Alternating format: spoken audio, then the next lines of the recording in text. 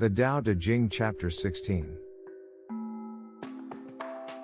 In the ancient text the Tao Te Ching by Lao Tzu we can see that each verse is an aspect and expression of a variety of concepts of non-dual philosophy. In this video series we will look at each chapter of the Tao Te Ching sequentially. Let's listen to this verse of the poem, as beautifully translated by Stephen Mitchell, and then investigate its deeper meaning. The poem reads: Empty your mind of all thoughts. Let your heart be at peace.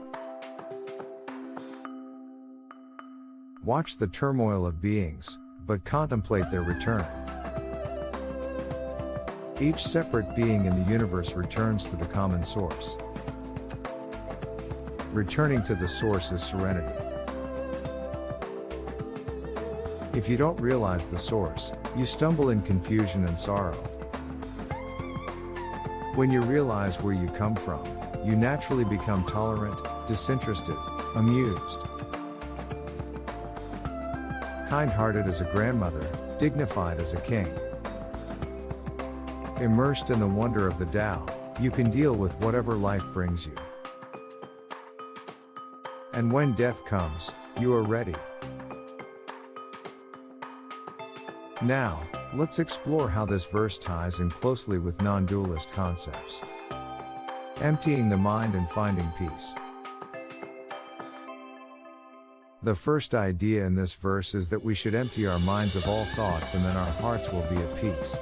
This aligns with the non-dual philosophy's emphasis on quieting the mind to transcend dualistic thinking, in order to find serenity. Instead of focusing on our thoughts and believing they are reality, we should calm them or let them drift by, and give them no power. This will allow us to relax into a state of pure awareness. Observing the world without attachment. The next idea is that we should watch the turmoil of beings, but contemplate their return. This suggests that we can observe the struggles and conflicts of other living beings, including other people, but should not get caught up too emotionally with their dramas and various struggles. As detached witnesses to life, we can appreciate that each living being has their own path to follow, their own struggles, and their own lessons to learn. And we should remember that, ultimately, we will all return to the void, from which we've all emerged. Returning to the common source. The poem states that not only does every separate being return to the common source, but that this return to the source is serenity. This reinforces the idea that we will all return to the peace of the void when we die, but also opens us to the possibility of returning to the source at any time during our daily lives, and finding tranquility.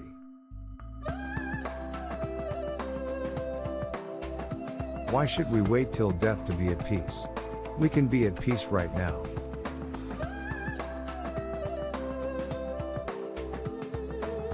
Realizing our equality with the source.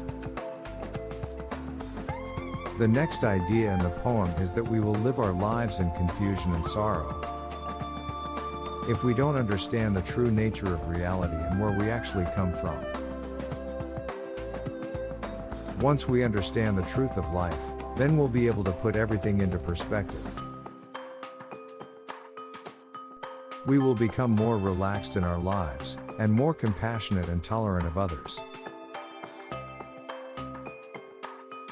We'll be less invested in trying to reach goals and achieve inconsequential results. When we look at things from a higher perspective, we'll appreciate the ultimate humor of it all.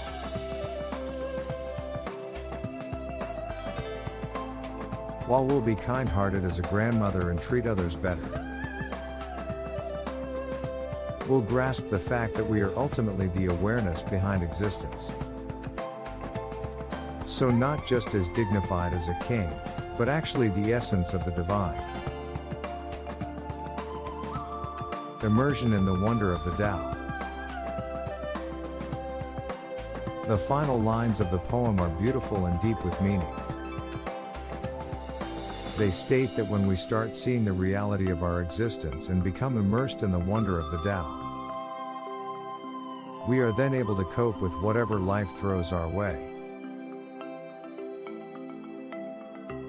We can do this because we know we are consciousness itself, so in reality there is nothing at all to fear. We won't even be afraid when death comes. We'll be ready. We'll be ready because we know we'll be returning to our true self. We'll be totally accepting, because we know we'll simply be waking up from this dream we call our lives. In summary, this verse from the Tao Te Ching aligns closely with non-dual philosophy by emphasizing the importance of emptying the mind and not being attached. Realizing our source and the source of all existence. Being able to achieve serenity in our daily lives.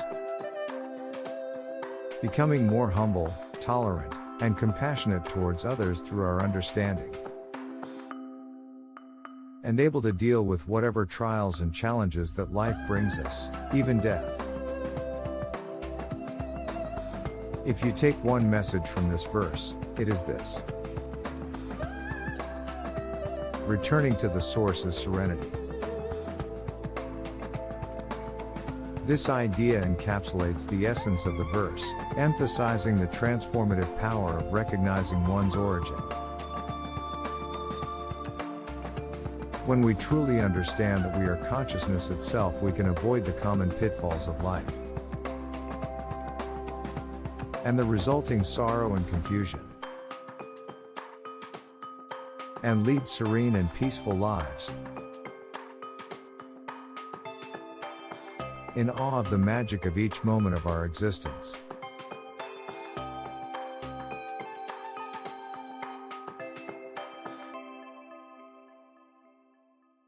Thanks for watching.